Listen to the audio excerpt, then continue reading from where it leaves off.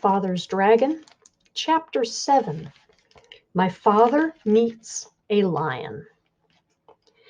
My father waved goodbye to the rhinoceros, who was much too busy to notice, got a drink farther down the brook, and waded back to the trail.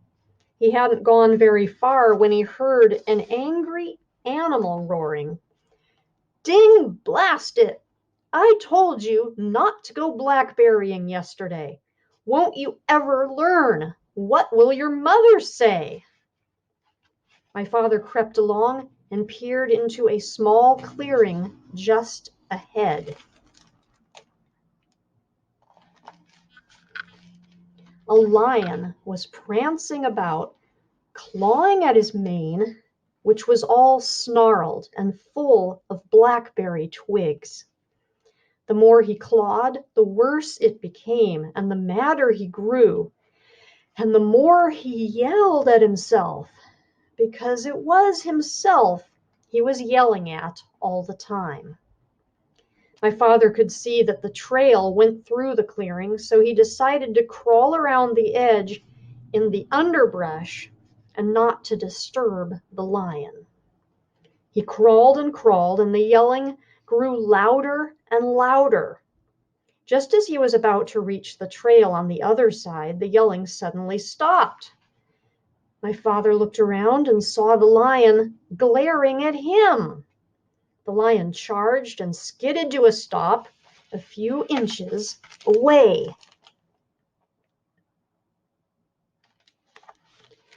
"Who are you?" the lion yelled at my father. "My name is Elmer Elevator." "Where do you think you are going?" "I'm going home," said my father.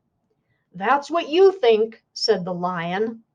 "Ordinarily, I'd save you for afternoon tea.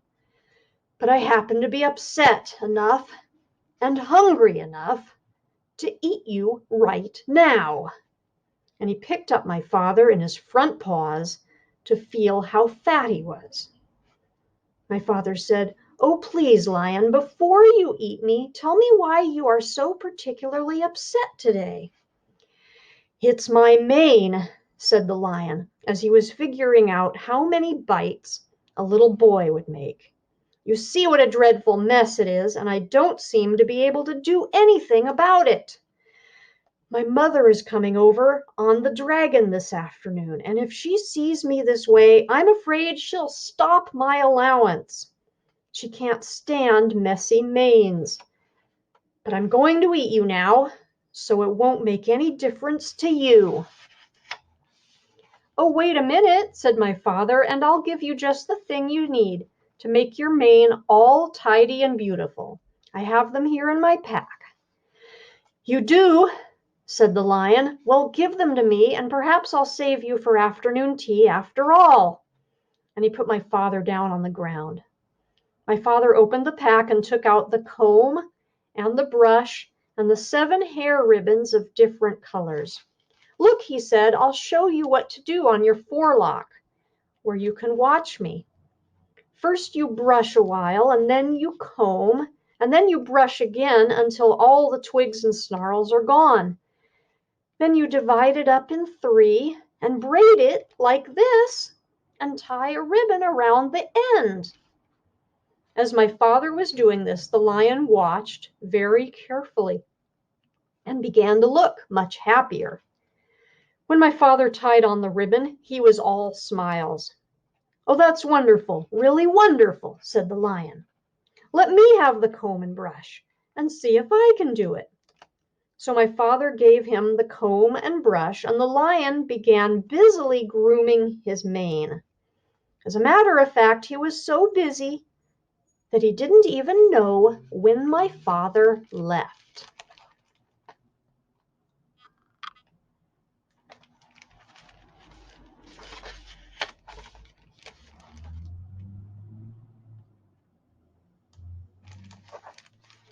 Chapter 8. My father meets a gorilla. My father was very hungry, so he sat down under a baby banyan tree on the side of the trail and ate 4 tangerines. He wanted to eat 8 or 10, but he had only 13 left, and it might be a long time before he could get more. He packed away all the peels and was about to get up when he heard the familiar voices of the boars. I wouldn't have believed it if I hadn't seen them with my own eyes, but wait and see for yourself. All the tigers are sitting around chewing gum to beat the band. Old Rhinoceros is so busy brushing his tusk that he doesn't even look around to see who's going by. And they're all so busy they won't even talk to me.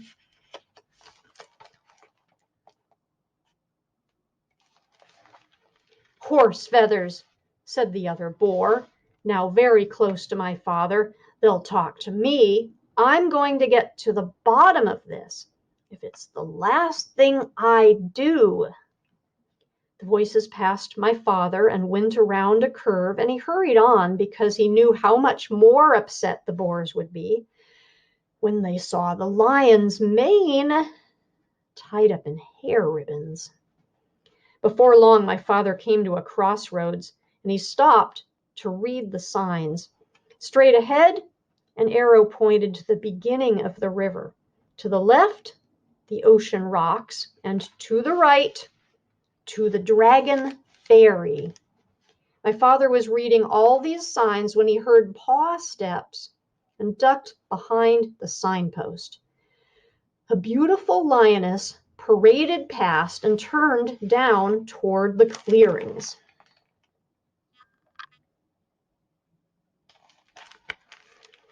Although she could have seen my father if she had bothered to glance at the post, she was much too occupied looking dignified to see anything but the tip of her own nose.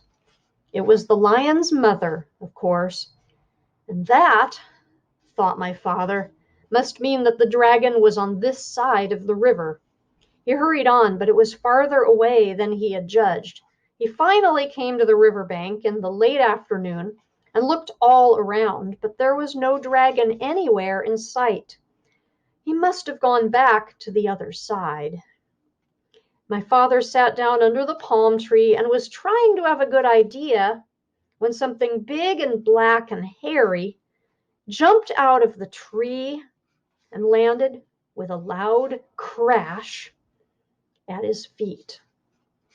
"Well?" said a huge voice. "Well, what?" said my father, for which he was very sorry when he looked up and discovered he was talking to an enormous and very fierce gorilla.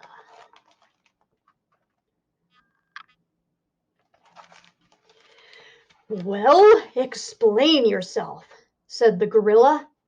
"I'll give you till 10 to tell me your name, business, your age, and what's in that pack." And he began counting to 10 as fast as he could.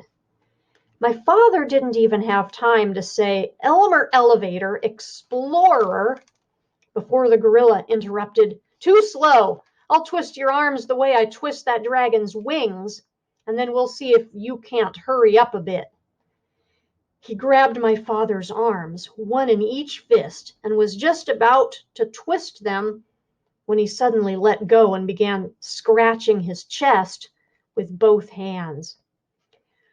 "Blast those fleas," he raged. "They won't give you a moment's peace, and the worst of it is that you can't even get a good look at them.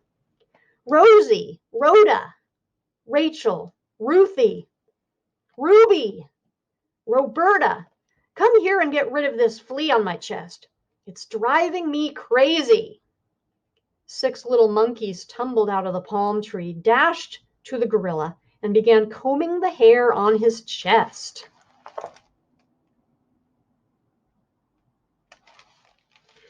"Well," said the gorilla, "it's still there." We're looking," said the 6 little monkeys, "but they're awfully hard to see, you know." "I know," said the gorilla, "but hurry. I've got work to do." And he winked at my father.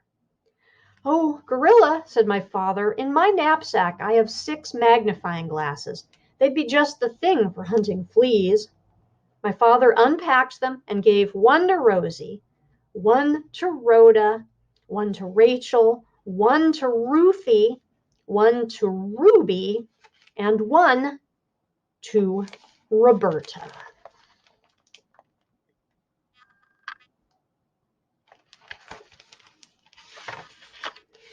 Why, they're miraculous, said the 6 little monkeys. It's easy to see the fleas now, only there are hundreds of them. And they went on hunting frantically.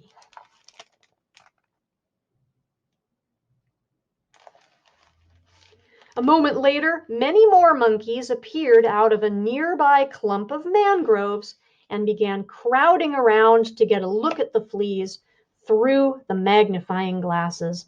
They completely surrounded the gorilla, and he could not see my father, nor did he remember to twist his arms.